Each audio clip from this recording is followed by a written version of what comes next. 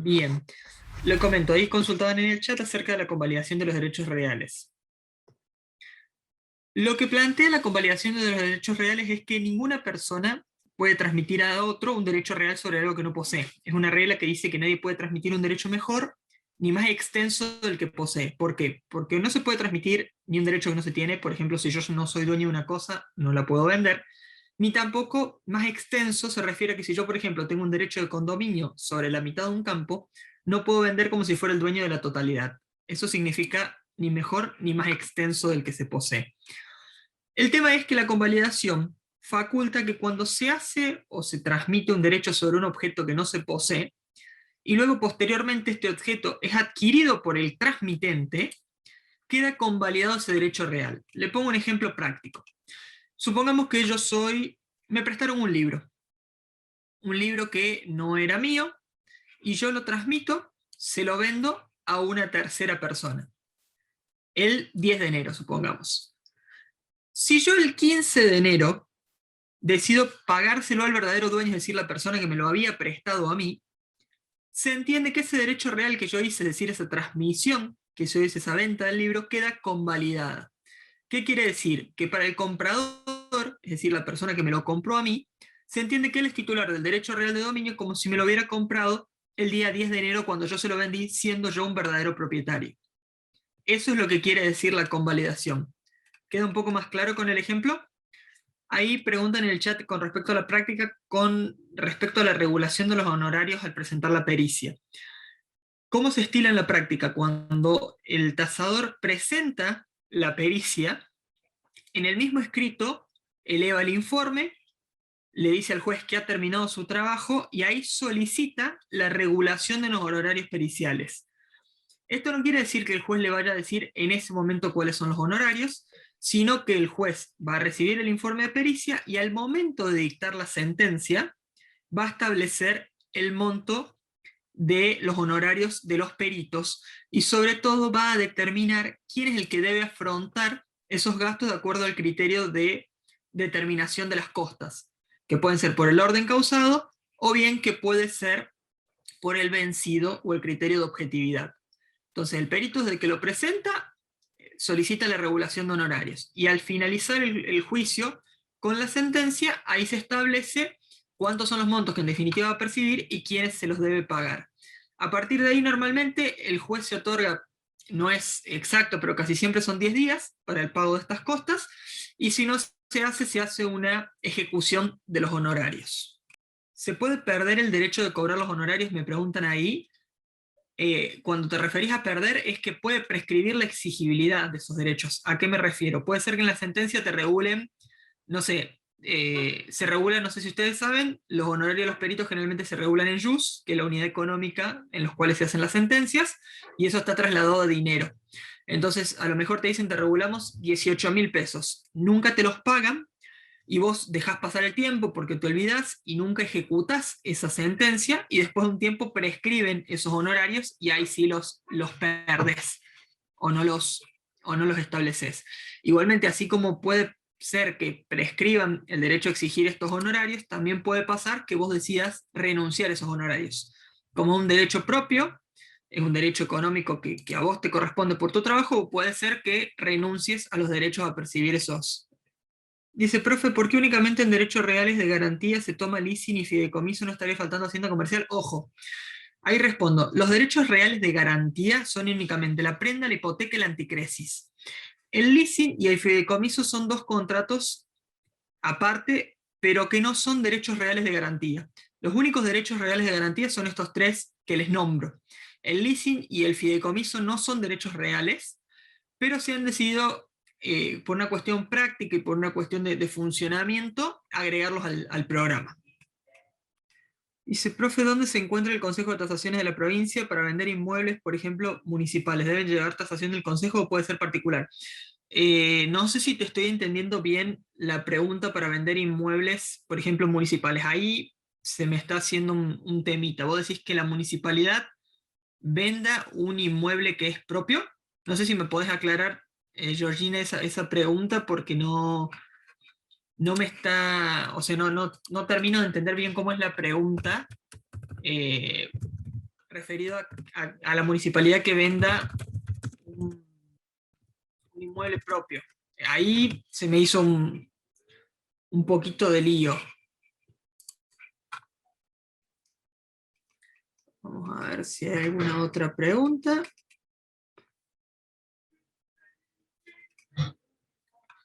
No, en realidad la provincia o los estados pueden realizar actos como particulares o como entes del Estado. En este caso la venta sería con un particular. Generalmente para hacer estas ventas no es obligatorio, pero sí se establece una tasación para determinar el precio de venta, que no sea irrisorio o alguna cuestión así. Pero más que el aval del Consejo requiere un aval del Tribunal de Cuentas y sobre todo un aval de patrimonial del Estado. Ya va por otro lado específicamente, no por el lado de el precio de venta que lo ponga el Consejo General de Tasaciones, sino otros organismos técnicos intervinientes. Bueno, vamos a arrancar, si ya no quedan por ahora más dudas de estos temas, vamos a arrancar con lo que es el tema que nos había quedado, que son dos contratos en particular, que son el leasing y el fideicomiso.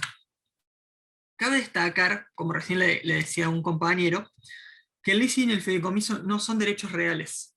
Son contratos que establecen derechos personales o puede ser algún derecho real, ya lo vamos a aclarar. Por ejemplo, en el leasing puede establecer el derecho de dominio, pero no son derechos reales en sí estos dos.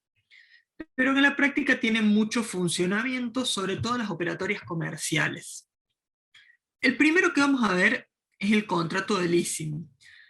En el contrato de leasing participan dos personas, básicamente, que son el dador y el tomador. ¿Qué es esto del dador y el tomador? En esto el dador es quien entrega un bien, lo transmite, ¿y qué es lo que transmite? Transmite la tenencia, la posibilidad de usar este bien a un tomador. Por un precio determinado y contra el pago de un canon, otorgándole el derecho a poder ejercer una opción de compra. ¿Cómo funciona esto en la práctica para bajarlo a algo más fácil que esta definición? Lo que se establece es lo siguiente. Yo, por ejemplo, soy una empresa que tengo una X cantidad de autos. Y yo no quiero venderlos, no quiero desprenderme de estos autos, sino que los decido otorgar en leasing. Alguien me adquiere el leasing sobre esos autos, entonces yo le transmito el derecho a utilizarlos. Les otorgo la tenencia. La persona tomadora, ¿qué hace? Puede utilizar los automóviles y mes a mes me va pagando un canon, que es decir, una cuota mensual, un X valor de dinero. Llegado un cierto tiempo del contrato, esta persona que tiene los autos ahora en su poder puede optar por dos cosas. La primera es ejercer una opción de compra, es decir, me quedo con los autos. Te pago una opción de compra, que es un valor, se le llama residual, que es la diferencia entre más o menos la amortización del valor y el valor definitivo del bien, y quedarse con la propiedad de ese bien en cuestión, o bien no ejercer la opción de compra y devolverme los bienes a mi posesión. Es decir, devolverme los bienes a mí, los automóviles a mí.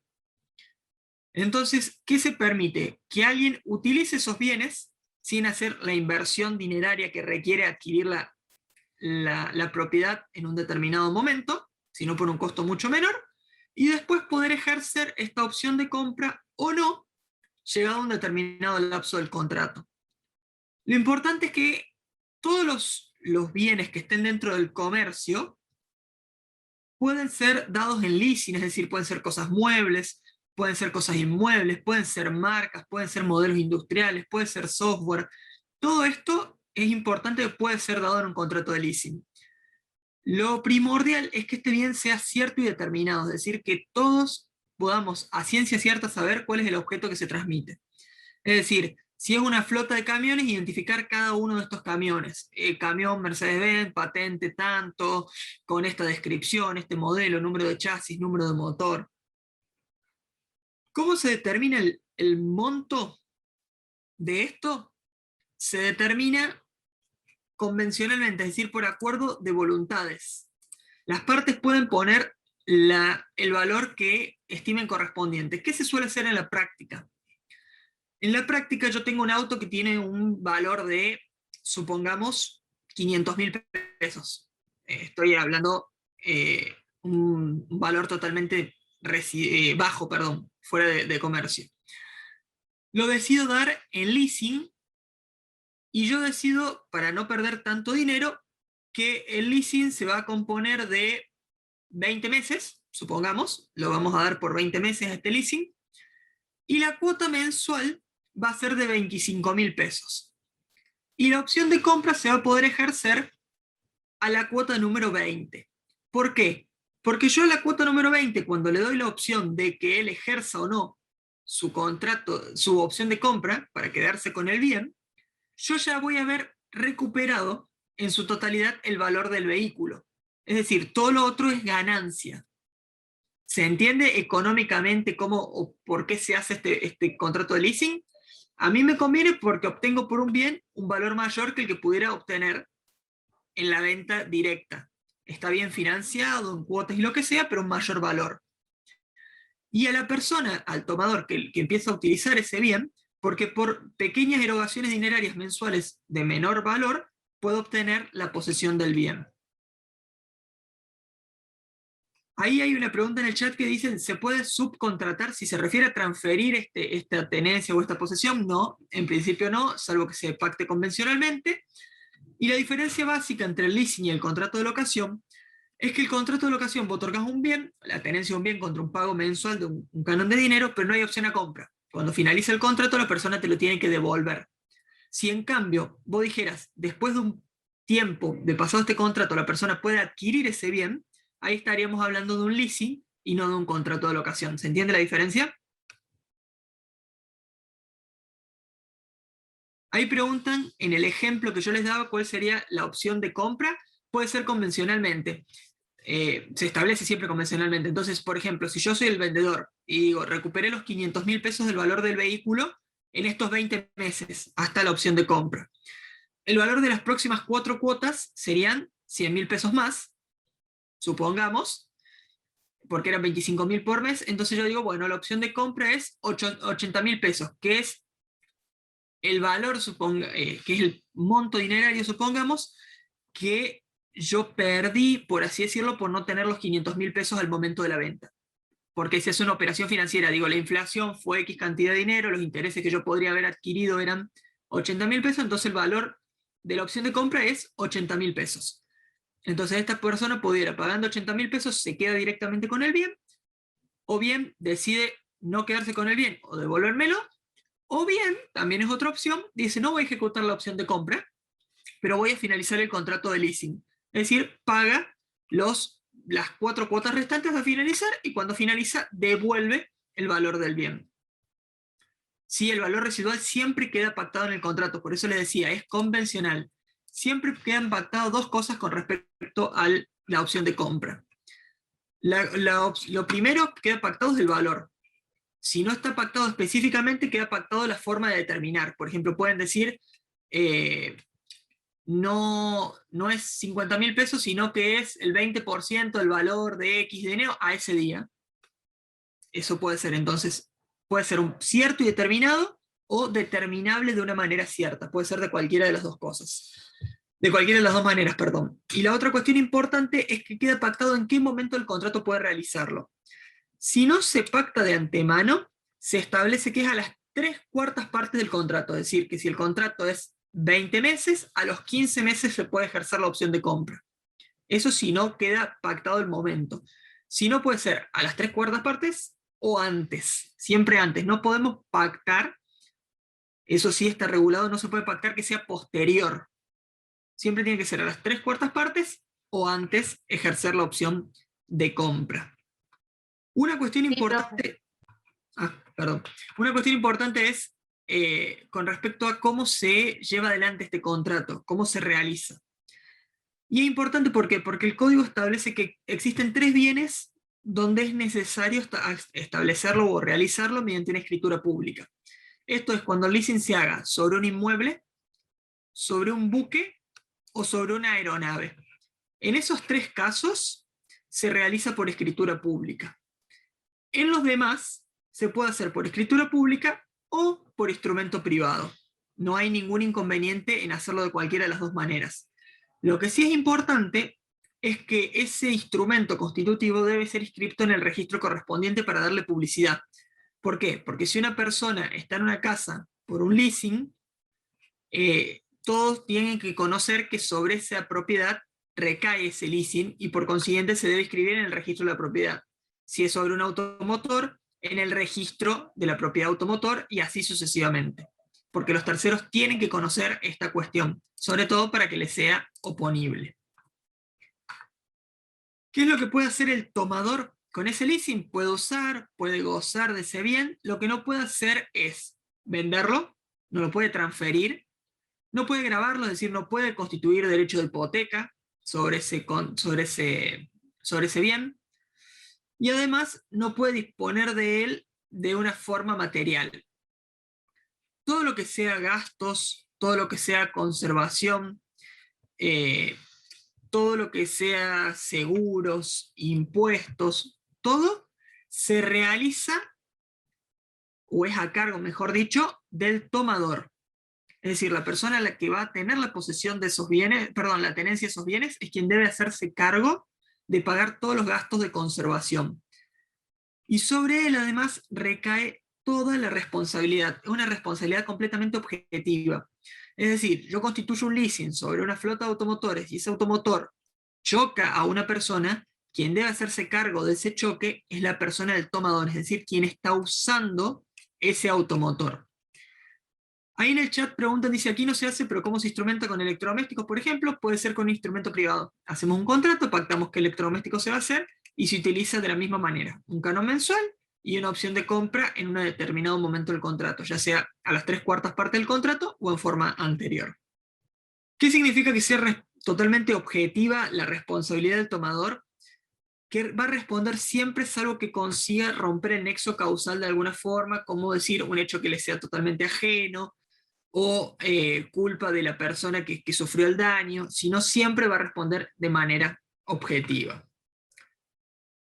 Uno de los métodos que se utiliza en leasing, que es muy de la vanguardia, que por ahí fue discutido en algún momento, pero se implementó de una determinada manera y está bueno que lo sepan en la práctica, es lo que se llama el leaseback o, o el retroleasing o leasing de retorno. ¿Cómo funciona en este caso? Se los explico y después le doy un ejemplo práctico para bajarlo. En este caso, el tomador del bien ya es propietario. Se lo vende al dador y lo recibe en leasing. Vamos a un ejemplo. Yo soy dueño de un auto, pero yo necesito obtener plata, liquidez. Entonces, ¿qué hago? Yo se lo vendo a una empresa. La empresa, por supuesto, me paga el valor del vehículo y esta empresa me lo otorga a mí en leasing. Es decir, que yo voy a seguir teniendo el uso y goce del vehículo, pero ya no como dueño, sino como tomador de un leasing. ¿Se entiende cómo funciona el ejemplo? ¿Para qué sirve esto? Es una medida comercial que se utiliza para que yo obtener liquidez, mantenerme en la posesión, en la tenencia, perdón, el uso y goce del bien, y la empresa para financiar con un activo. Entonces yo mantengo la tenencia, mantengo el uso y goce, y lo que hago es obtener dinero en un monto líquido mayor e ir pagando un canon mensual de menor cuantía. La definición del leaseback o leasing de retorno es cuando el tomador de este leasing vende la propiedad del bien al dador y luego lo toma en leasing.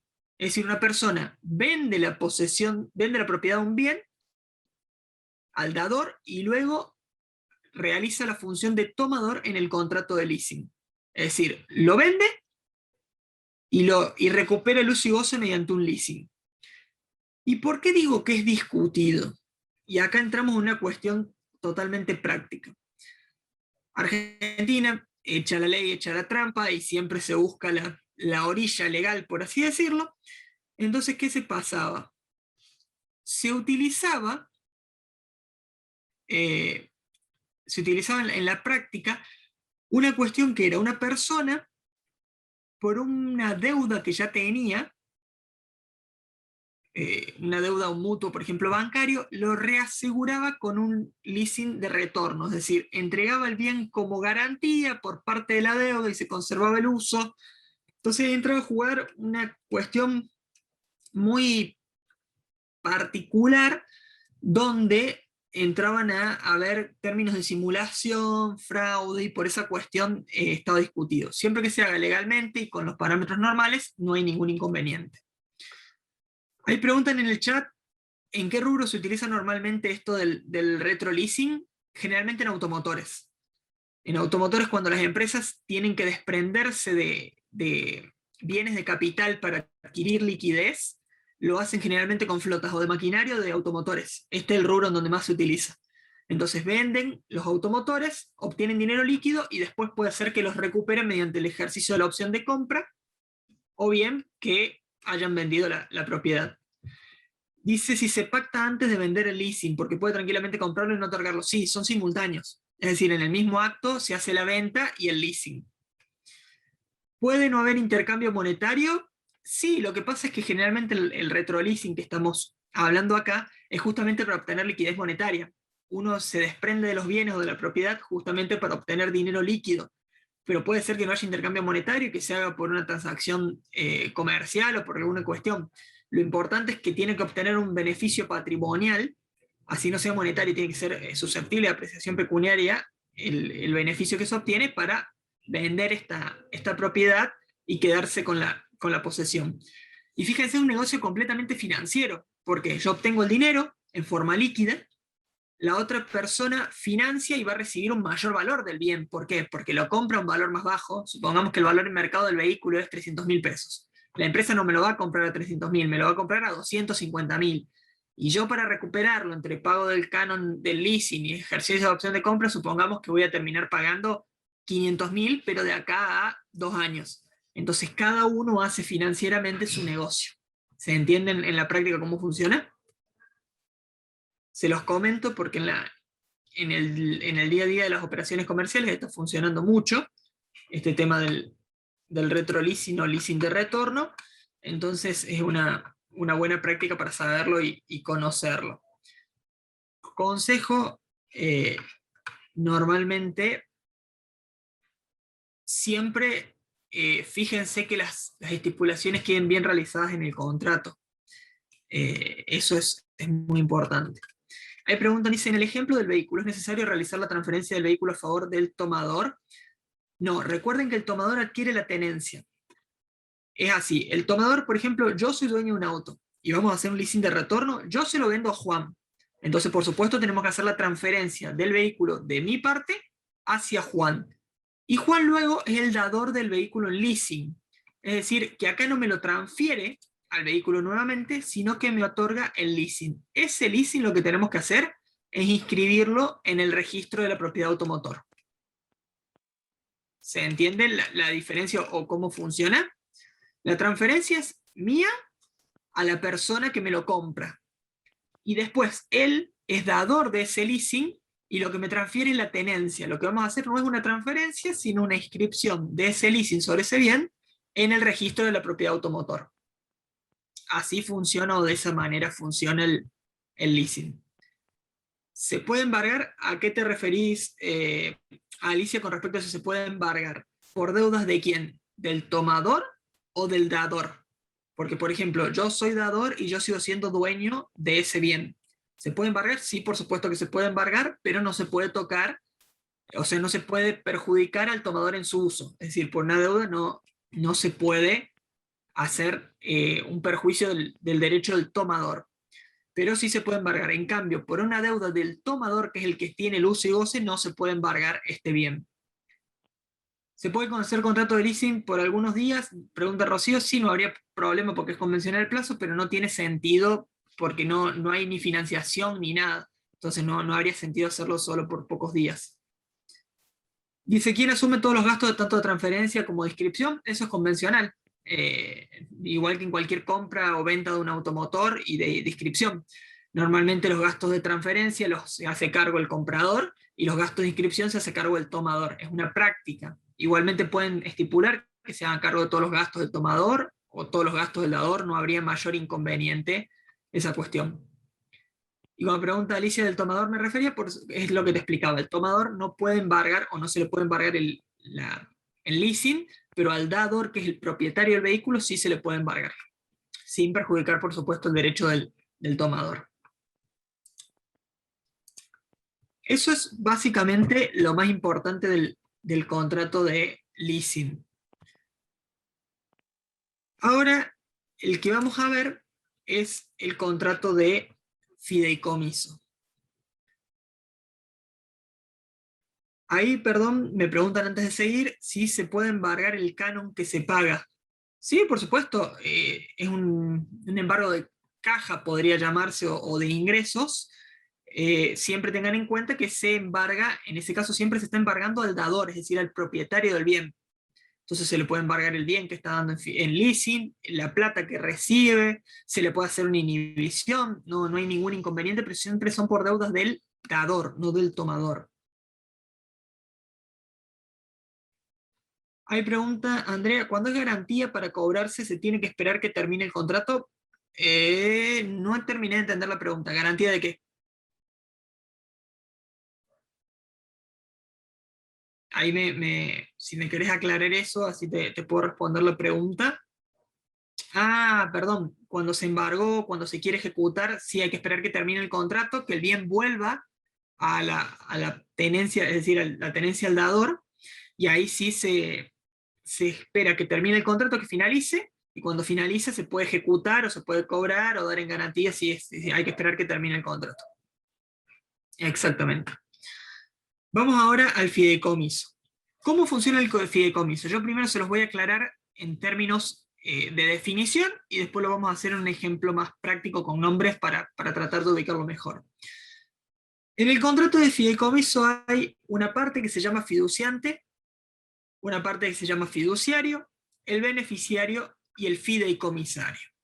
¿Qué es cada uno? El fiduciante es quien transmite los bienes a una persona que los va a administrar, que se denomina fiduciario, quien es el que los va a administrar y se va a encargar de realizar todos los actos necesarios para llevar adelante esta administración en beneficio del beneficiario.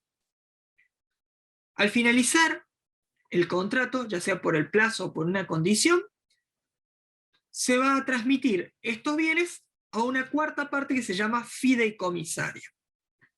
¿Cómo pasamos en términos de nombres o de ejemplo este caso? Supongamos, yo soy dueño de 2 departamentos y yo quiero que esos departamentos no los quiero vender, pero lo que quiero es que una persona los administre y con el producido le pague los estudios a mis sobrinos. Entonces, yo en ese caso, yo sería el fiduciante. Yo soy dueño de los bienes, el dueño de los 2 departamentos. Mi hermano, digo, alguien de mi confianza, decido que sea mi hermano, es quien los va a administrar. Él los va a dar en alquiler, va a percibir los alquileres, se va a encargar de todos los arreglos, la administración, todo lo va a hacer él. Él es el fiduciario. Entonces, yo otorgo los bienes en un fideicomiso y se los transmito a mi hermano. Mi hermano, ¿qué hace? Los administra y durante todo el tiempo que dure el fideicomiso, supongamos que lo hacemos por 10 años, va a alquilar esos departamentos porque yo en el fideicomiso establezco expresamente que es un fideicomiso de administración, que no los puede vender, solo los puede administrar. Y por ejemplo, con el canon que va obteniendo todos los meses, le paga los estudios a mis sobrinos que son los beneficiarios. Cumplidos los 10 años del fideicomiso, finaliza el contrato, y ahí ¿qué pasa? Yo en el contrato tengo que haber establecido quién es el fideicomisario. ¿Quién es? Es la persona a la cual se le van a transmitir estos 2 departamentos. Yo puedo decir, bueno, finalizado el contrato, vuelvan los departamentos a mí, como propietario vuelvan, o digan, va a pasar a una cuarta persona, a mi mujer. Entonces supongamos, yo le di la administración, es decir, le transmití el fideicomiso a mi hermano, lo administró en beneficio de mis sobrinos durante 10 años para que paguen sus estudios. Cuando terminó, tiene la obligación de transmitir esos departamentos, es decir, de transferírselos a mi mujer. ¿Entienden cada una de las partes? Fiduciante es el dueño de los bienes, fiduciario es el que se va a encargar de todo el negocio, de administrarlo y llevar las operaciones adelante, beneficiario es el que va a obtener los réditos o beneficios durante el tiempo que dure el contrato, y el fideicomisario es el que va a recibir los bienes al finalizar el contrato, ya sea por el plazo o por la condición. ¿Cuánto puede durar este fideicomiso? El plazo se va a establecer convencionalmente, es decir, lo va a decidir el fiduciante, que es el que pone sus bienes en este fideicomiso, con un plazo máximo de 30 años. Es decir, desde que se celebra el contrato, el plazo máximo es de 30 años. Salvo que el beneficiario, es decir, la persona que va a obtener los réditos durante el tiempo del contrato, sea una persona incapaz.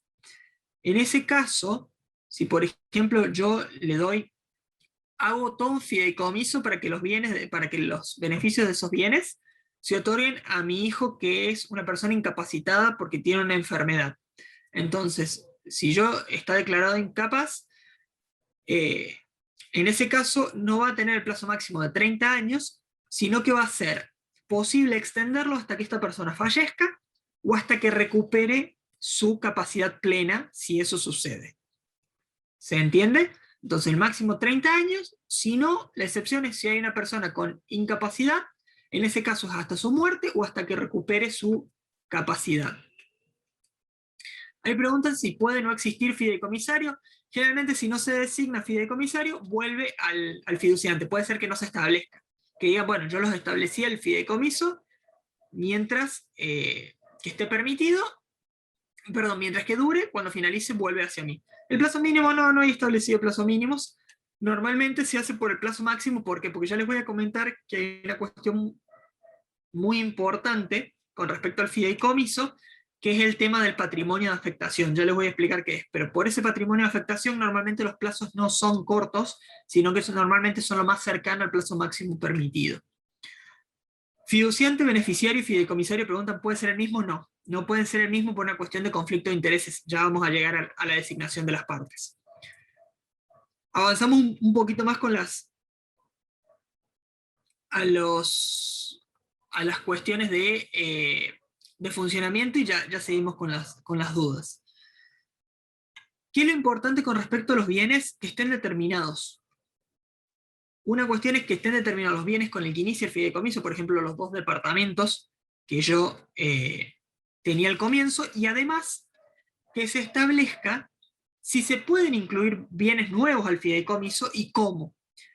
Por ejemplo, yo establezco que el fideicomiso tiene 2 departamentos, los beneficiarios son mis sobrinos, pero que además, si va sobrando dinero de los alquileres durante los 30 años y se junta dinero, que se permita la compra de un nuevo departamento para el fideicomiso. Esa podría ser una manera.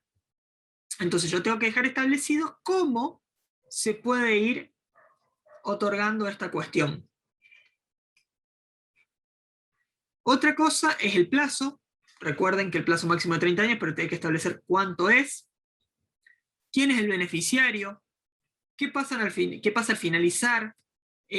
¿Cuáles son los derechos y obligaciones del fiduciario? Es decir, si le voy a pagar un sueldo, si lo va a hacer de forma gratuita, qué pasa si hay que sustituirlo, es decir, si renuncia o si fallece.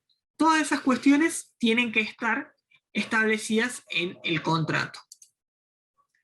¿Qué bienes pueden recaer en el contrato? Pueden recaer objetos que estén dentro del comercio, incluso conjuntos universales de bienes. Lo único que no te permite la ley que esté dentro de un fideicomiso es una herencia futura. Yo no puedo dejar en un fideicomiso mi herencia futura. Si es una herencia que ya recibí, sí, pero nunca una herencia que todavía no recibí. Eso no puede estar. El resto, si están dentro del comercio, pueden serlo. Lo importante es que la formalidad que se establece es la que se utiliza para la transmisión de esos bienes. Es decir, sobre inmuebles se va a tener que hacer el fideicomiso por escritura pública, pero si son, por ejemplo, bienes automotores, tranquilamente se puede hacer por un instrumento privado. Otra cuestión importante es que hay que escribirlo en el registro correspondiente. Eso siempre está. ¿A qué te referís? Ahí Sebastián pregunta para sociedades. ¿Qué te referís con para sociedades? ¿Si se puede constituir fideicomiso a favor de sociedades? Sí, el beneficiario puede ser una persona jurídica o una persona humana. No hay ningún inconveniente para eso. Incluso puede ser que al tiempo del otorgamiento no exista todavía la persona beneficiaria, pero se tiene que se tiene que dejar establecido cómo se va a determinar. Entonces yo puedo ser que como beneficiario ponga una sociedad que se está constituyendo, que todavía no existe, entonces establezco qué va a ser esta sociedad, que se va a constituir de toda esta manera, y también tengo que establecer que si no llega a suceder, qué va a pasar con ese fideicomiso. Ahí dice Flavia, ¿se suele hacer un fideicomiso para la construcción de departamentos? Sí, se solía hacer mucho hace unos años en una práctica muy común, y lo que sucede en ese caso es que entra a jugar lo del patrimonio de afectación. Ya les voy a explicar cómo funciona. Cuando les explique lo del patrimonio de afectación, les voy a explicar cómo funciona y les voy a explicar por qué no quiebran y se liquidan y cuál es el problema actualmente. Los dejo ahí en stand-by a esa pregunta, y cuando finalizo se los explico bien y les explico por qué hubo tantos fraudes y tantos problemas con los departamentos que se compraban en un fideicomiso. Ya se los explico al finalizar la explicación del patrimonio de afectación. Cuestiones de partes importantes para saber. El beneficiario puede ser el fiduciante, puede ser el fiduciario, puede ser el mismo fideicomisario. Lo importante es que si es el fiduciario el beneficiario, no haya un conflicto de intereses.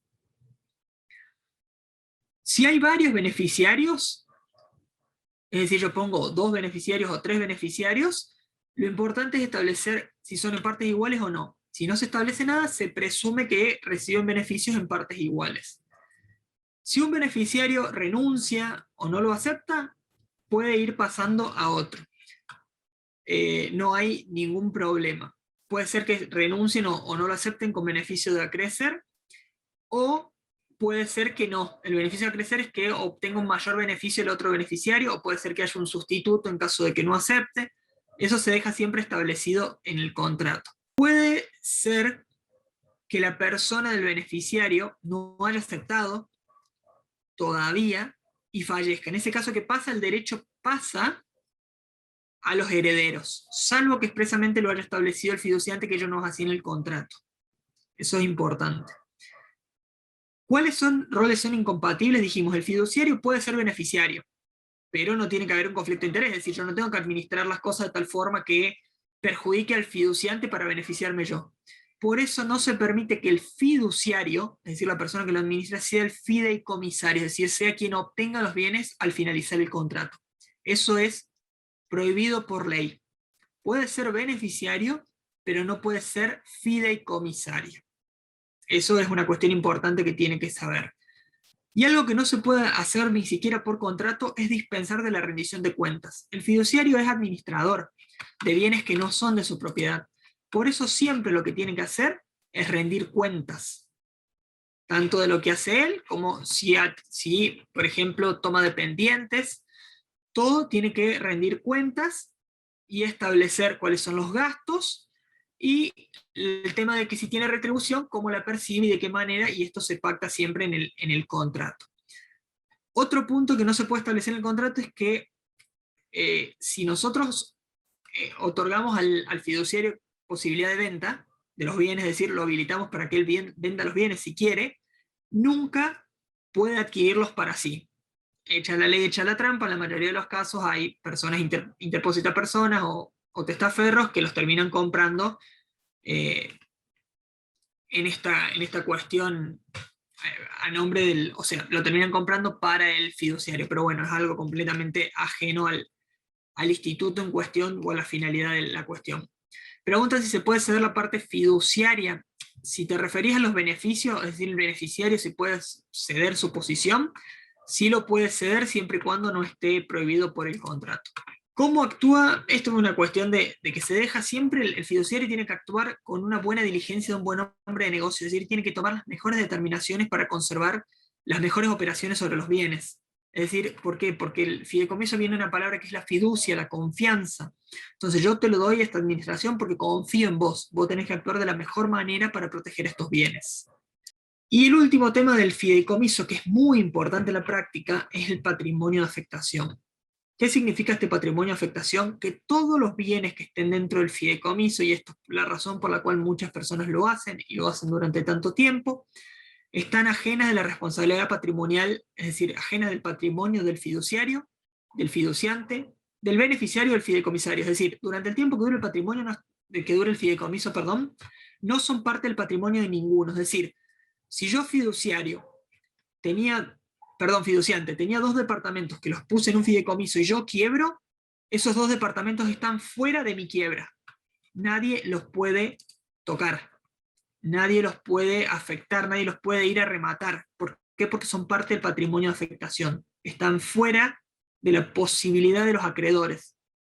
Si el fiduciario también quiebra a nivel personal, es decir, él por sus propias deudas quiebra, tampoco van a afectar los bienes que él tiene inscripto a su nombre como parte del fideicomiso. Lo mismo los beneficiarios, lo mismo los fideicomisarios. Lo importante es que esto siempre y cuando no se cometa un fraude o un vaciamiento. ¿Qué quiere decir esto? Que yo estoy a punto de quebrar y en el periodo de sospecha antes de la quiebra decido poner todo en un fideicomiso. Eso está totalmente prohibido. Y ahí entra a jugar en el patrimonio de afectación lo que les decía del tema de la quiebra y de la liquidación. Los fideicomisos no quiebran. ¿Qué pasa? Cuando el fideicomisario toma deuda por el fideicomiso, es decir, tenía 2 departamentos y no fue pagando, por ejemplo, rentas y los impuestos municipales y todo del departamento en cuestión, no es que va a quebrar el departamento, sino que se va a intentar pagar esa deuda con los bienes del patrimonio del fideicomiso, es decir, con esos 2 departamentos. Si no se logra conseguir pagar con esos bienes, ahí se hace lo que es la liquidación del fideicomiso, que es como una especie de proceso de quiebra concursal en las personas, pero sobre los bienes. Ahora bien, ahora entró a jugar esto que yo les decía en la época que se hizo con todo lo que eran departamentos.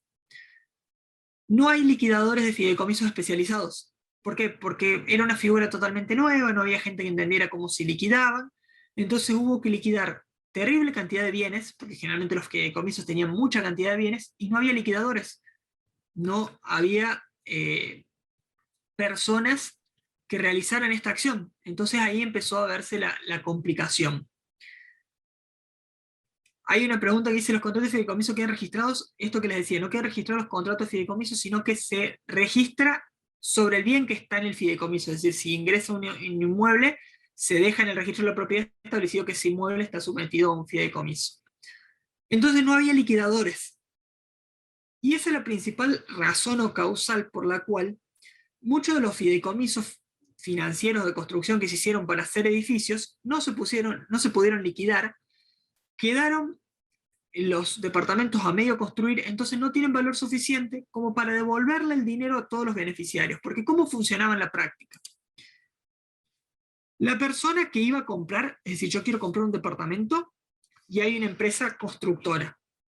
Entonces, esta empresa constructora, yo le entrego dinero y ellos adquieren o empiezan a construir un departamento. Entonces, yo soy el fiduciante. ¿Cuál es el bien el bien del fideicomiso? El dinero. Yo le entrego el dinero. El fiduciario es la empresa constructora. Y yo soy el fideicomisario, es decir, es un fideicomiso de 10 años. Al finalizar esos 10 años, a mí me iban a entregar, por ejemplo, un departamento construido. Entonces, esta empresa constructora iba a administrar el dinero que yo le iba otorgando para la construcción de este departamento, y al finalizar se iba a entregar este departamento terminado al fideicomisario, que eran cada uno de los que iban pagando estos bienes. ¿Cuál fue el problema en el negocio? La plata se iba entregando, generalmente mucha gente lo pagaba de contado.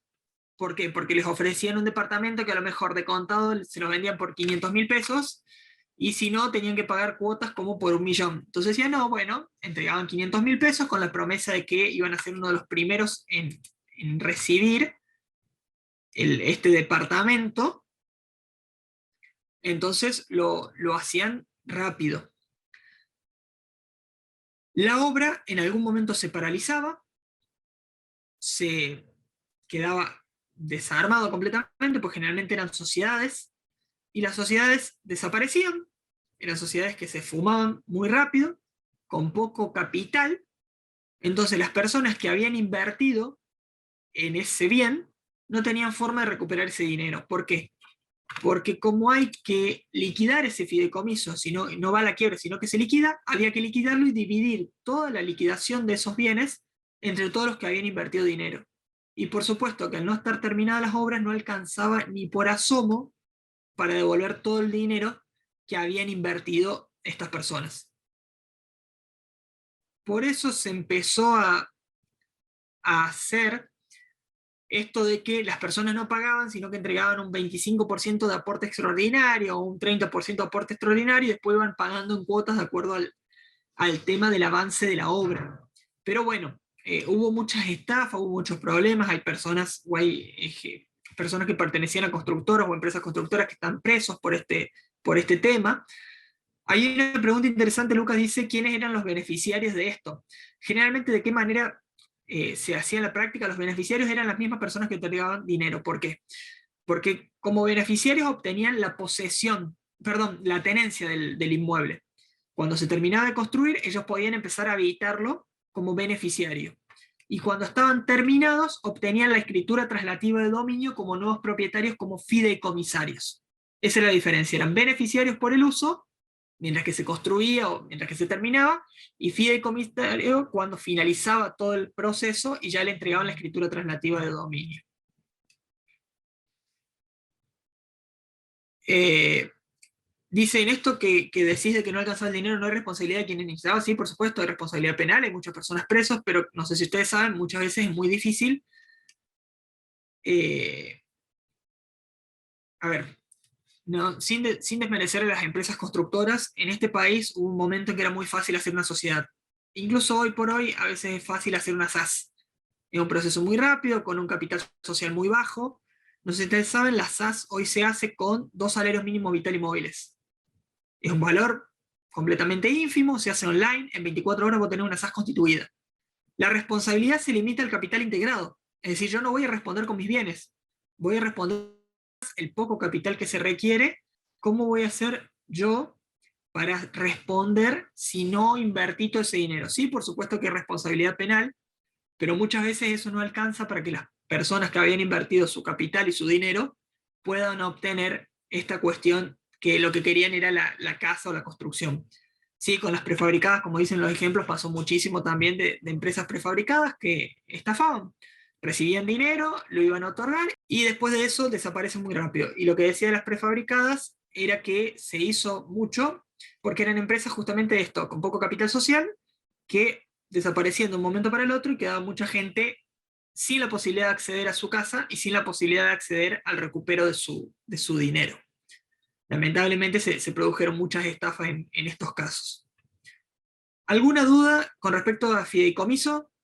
Esto es las nociones generales, por supuesto. Yo en el material que les cargo al aula virtual, les puse todo lo que es los articulados del Código Civil y Comercial de leasing y de fideicomiso, completos. Yo les doy las nociones generales como para que tengan una idea acabada de qué es lo que se trata cada uno. Sí, pueden ser varios bienes los que están sometidos a fideicomiso, no hace falta que sea un único bien, pueden ser incluso bienes de distinta categoría, como pueden ser inmuebles, muebles, al mismo tiempo automotores, y si pueden ser de varios titulares, sí, no habría problema. Es raro que varios titulares distintos, es decir, varios fiduciantes distintos, otorguen bienes a un mismo fideicomiso, pero podría ser, se puede llegar a hacer en la práctica.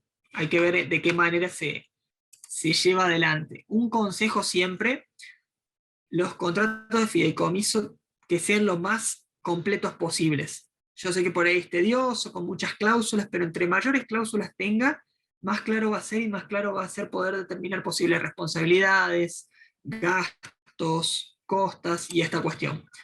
Me preguntaban si un seguro de caución es exigible por ley. ¿A qué te referís con exigible por ley? ¿En qué caso? Si me plantea Judith bien cuál sería la pregunta en concreto, es decir, si me pueden exigir eh, para un determinado contrato o a qué te referís, si es exigible, si es al fideicomiso, si se le puede exigir por ley un seguro de caución. No, no es común, puede ser convencional, puede ser que se acuerde, un pacto, un acuerdo de voluntad al momento de constituir el contrato. Sí, lo que es exigible por ley es que si son fideicomisos financieros, que se los dejé en la página, en los artículos, es que el organismo fiduciante sea aprobado por la Comisión Nacional de Valores o estén dentro de un registro especializado. Pero no, no es normal que se exija un seguro de caución por ley. ¿Alguna otra duda con respecto a fideicomiso? Bueno, con esto habría terminado todo lo que es el módulo primero. Lo que quedaría es un tiempo para hacer consultas. Entonces lo que yo les planteo es que de acá hasta el final, lo que vaya habiendo dudas, podamos ir haciendo consultas, preguntas de lo que tengan alguna duda o alguna inquietud.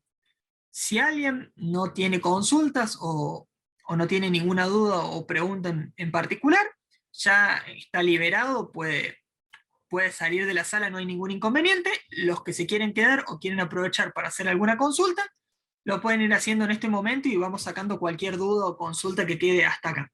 Pero eso es básicamente todo lo que es conceptos del módulo 1. Así que si les parece, hacemos o arrancamos con lo que es la parte de dudas de cualquiera de los temas que hayamos visto en este módulo 1. Sí, ahí pone definiciones de los derechos reales, no veo que esté encargado en el material de estudio. ¿Te referís a definición de cada uno de los derechos reales? ¿O definición de los derechos reales que son en general?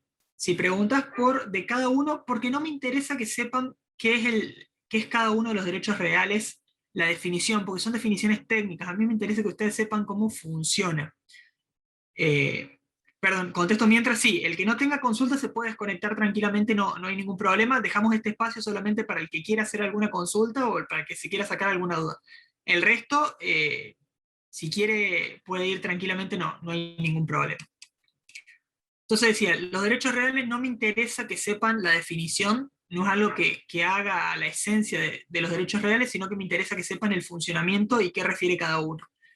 Si lo quieren ver, yo en cada filmina del PowerPoint les dejé el artículo a partir del cual empieza en el Código Civil y Comercial cada derecho real, y ahí va a estar en el primer artículo la definición. Pero no me sirve que lo sepan de memoria, es algo que no viene al caso. Si el leasing tiene un plazo mínimo y uno máximo, no es siempre es convencional, pero se establece generalmente por periodos cortos, no tan largos siempre, por supuesto, anuales, pero no tan largos con respecto a lo que es el tiempo, porque es financiación y porque además son bienes que con el uso generalmente van perdiendo valor. Son bienes de uso, bienes que van perdiendo valor con el tiempo en particular, pero siempre es convencional, ¿no? Nunca se establece por el plazo máximo o por el plazo mínimo esta cuestión. Siempre se trata de buscar una cuestión intermedia entre los bienes en cuestión. Sí, igualmente, si preguntas por plazo máximo y mínimo específicamente, se establece que son de 5 y 10 años, para responderte específicamente la pregunta en cuestión. 5 cuando sean bienes muebles y 10 cuando sean bienes inmuebles, en plazo máximo, pero normalmente se hace por plazos menores, porque imagínate tener un auto 5 años, la depreciación funcional que tiene no vale la pena con respecto al leasing. Dice, mis amigos alquilaron un contrato por pocos días, alquilar un auto por pocos días, ¿no sería un contrato de leasing? Y habría que ver, Rocío, cómo lo plantearon. Muchas veces yo he visto hasta tiempo compartido por autos. Fíjense, no sé si alguna vez escucharon por radio esto que ofrece un viaje a Orlando, Miami de 4 días con ingreso a los parques, más alquiler de auto, eh, más un barco, una excursión a Bahamas en barco. Eso lo hacen por tiempo compartido. Habría que ver en cada caso puntual qué es lo que hicieron o qué contrato hicieron. Si es por pocos días, me parece raro que sea un leasing, porque en el leasing siempre está presente la opción de compra. Y no creo que a tus amigos les hayan ofrecido la opción de compra dentro del contrato o dentro de este alquiler de vehículos. Si alguien tiene alguna duda y quiere activar el micrófono y hacerlo, levantar la mano y le habilito el micrófono, no hay ningún inconveniente para que lo haga por ahí, para que se haga más llevadero el ida y vuelta, o para que explique mejor la consulta, no hay ningún problema. Hola Diego, ¿cómo están? Hola chicos. En ¿Cómo estás, realidad Romina? yo quería plantear algo que hace el ejercicio de la profesión y que me pasó por primera vez, tiene que ver con los temas básicamente que hemos visto, ¿no? Llega un cliente que adquirió un lote en una subasta en el año 2006. Sí, Bueno, y se le llenó de basura, había un señor que vive en la calle como que puso ahí una especie de, por decir algo muy improvisado, ¿no? Bueno, le comentamos, buscamos un vendedor, le comentamos en la situación que estaba el lote, el señor, buscamos un comprador, perdón. sí. El señor, bueno, de común acuerdo, yo realicé el boleto de compra y venta, decidieron, fuimos a la escribanía a certificar dichas firmas, y bueno, cuando el comprador va a tomar posesión, con los papeles que tenía, digamos que lo habilitaban a posteriori y después realizar una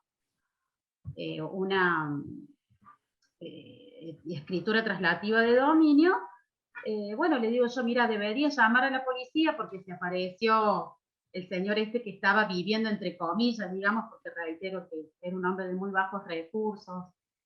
La policía no le No dio lo puedes sacar. bolilla, no. No. Pero vos Y sabés que ahí, me sorprende, porque ahí es donde yo me cuestiono y digo, bueno, pero el boleto privado que hicimos, eh, la buena fe que hubo, o sea, se hizo todo dentro de los términos legales, quedé con cierta duda en decir, bueno, ¿a dónde está parado entonces el comprador? no, es que, a ver, y ahí te explico, y algo, está buena la pregunta para aclarar algo puntual. Nadie puede, esto nosotros no lo llegamos a ver porque por supuesto excede lo que es el curso, pero hay defensas de los derechos reales, que son acciones posesorias o acciones reales, se le llama, que es la forma de defender. Nadie puede tomar la posesión de mano propia o por justicia propia. Es decir, así haya tenido incluso escritura traslativa de dominio, si alguien le estaba dentro del terreno, él no podía ir a sacarlo con la policía. Así tuviera la escritura, fíjate lo que te estoy diciendo, él firmó la escritura en la escribanía, pagó el precio de buena fe, y cuando llega le habían pateado la puerta y había alguien adentro viviendo, no lo puede sacar por la fuerza, ni la policía lo va a sacar con la escritura. Para eso hay que ir a un organismo jurisdiccional, es decir, hay que ir ante el juez, a hacer una acción que será una acción reivindicatoria, una acción posesoria, dependiendo qué tiene que hacer en cada caso, y el juez va a ordenar el desalojo. ¿Qué pasa? Y acá es donde a los clientes cuesta mucho en la práctica, se los comento por si les toca alguna vez, explicarle a una persona que acaba de comprar una casa, que te hizo escritura, que pagó el precio, que la casa es de él, pero no puede sacar el de adentro y encima tiene que esperar de un juez que demora de a lo mejor 2 meses a 6. Y yo he visto los casos en que con una orden de desalojo van a sacarlo de la casa al que está ocupando y le desvalijan la casa. ¿Por qué? Porque en la práctica, en la primera orden de desalojo, cuando van, llevan la orden de desalojo y si nadie abre de adentro, no pueden ingresar a la fuerza en la primera. Tienen que pedir una nueva orden de desalojo con un plazo intermedio de por lo menos 15 días y recién en la segunda van con la fuerza pública y lo sacan por la fuerza. En esos 15 días que pasan en el medio, le sacan hasta los azulejos del baño, le desvalijan la casa.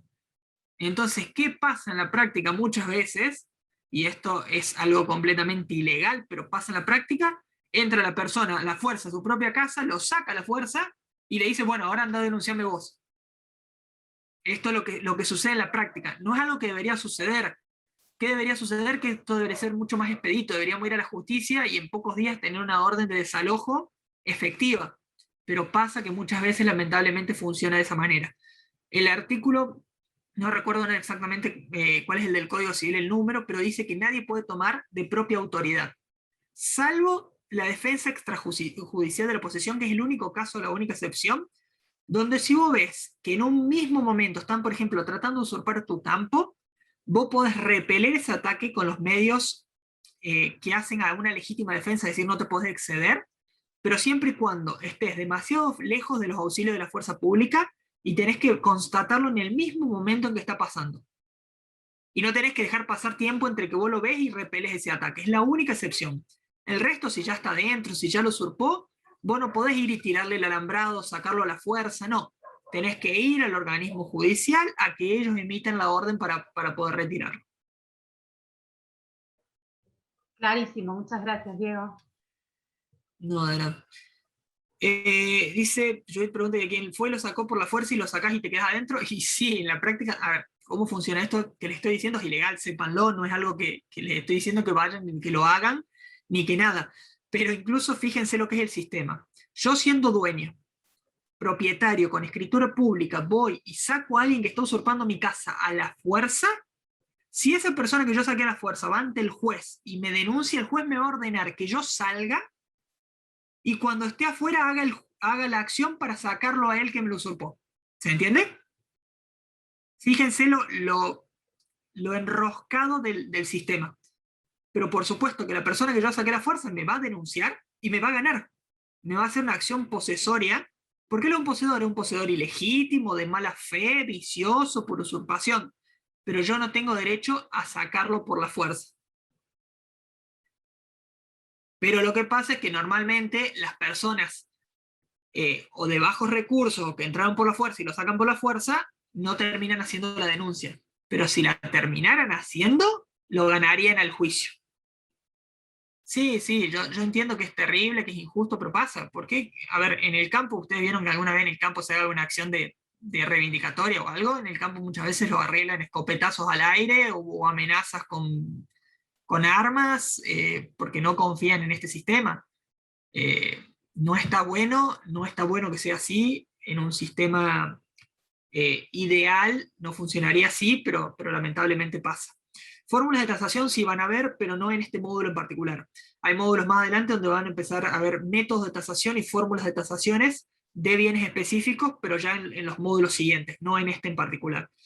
En el módulo 2, que es el módulo que viene, ya empezamos a ver todo lo que es tasaciones de diferentes bienes, no con fórmulas, sino más con métodos o alguna cuestión así.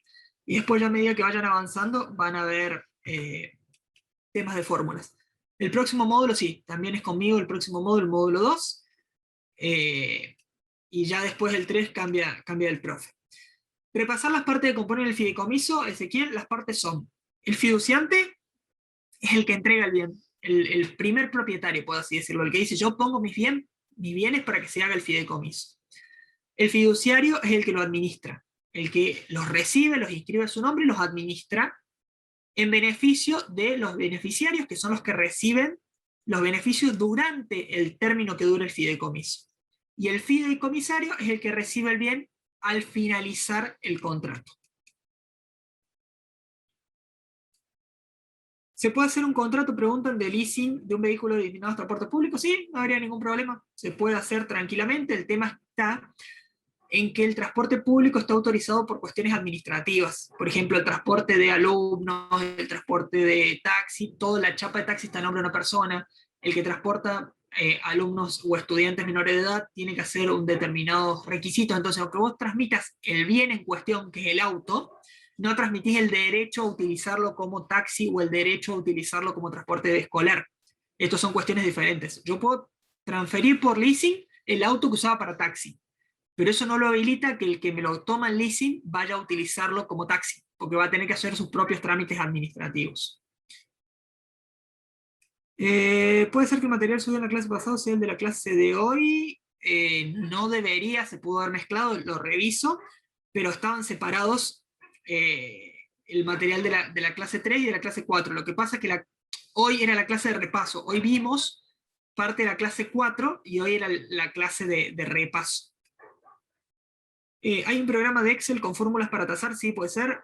Francisco, sí existe. Y hay programas especializados y páginas web incluso donde pones determinados factores y te sacan tasaciones aproximadas. Pero igualmente nada les va a sacar mejor las tasaciones que el hecho de que ustedes vayan a ver muchas veces la observación del bien. Porque esto de que tasar un inmueble, por ejemplo, y que la tasa por programa te va a decir antigüedad del inmueble 20 años. Pero esos 20 años en un inmueble se va a ver reflejado en un estado de conservación perfecta y en otro se va a ver en un estado de conservación donde están rajadas las paredes. Entonces, lo principal es su expertise y su práctica como observadores principales de ese bien en cuestión. Tengo un caso de un inquilino mayor de edad que se venció el contrato y no pagó nunca más, ya hace 3 años que sigue ahí sin que se la pueda sacar y sigue que hacerle una acción para desalojo. Pero esto es lo que decía, el sistema por ahí puede demorar mucho y esta es la parte donde los clientes tienden a no entender esta cuestión. Y lo de nadie quiere quemarse la causa mejor mayor, en realidad volvemos a lo mismo. La primera orden de desalojo no lo hacen si hay personas mayores, personas menores, con discapacidades, con morbidades o alguna cuestión. La segunda no les importa nada hablando mal y pronto, entran por la fuerza y lo sacan. Dice, ¿qué opinión tiene de la compra en pozo de departamento? Consideraciones a tener en cuenta. Generalmente, la compra en pozo, hay una cuestión muy importante, la consideración principal a tener en cuenta es que haya una cuestión que se llama prehorizontalidad. Nosotros vimos el PH, que es cuando te venden los departamentos ya terminados. Cuando están en pozo, la ley los obliga a inscribirse en una situación que se llama prehorizontalidad. ¿Qué es esta prehorizontalidad? Es contratar un seguro obligatorio para si la operación no funciona. Y además te habilita que si la persona que te lo vende no cumple con sus obligaciones, vos lo puedas demandar por incumplimiento. Pero si vos dejas de pagar, la persona que te lo vendió no te puede demandar el cumplimiento a vos hasta que él no cumpla con esa obligación. Entonces lo principal es comprobar que esté afectado a la prehorizontalidad.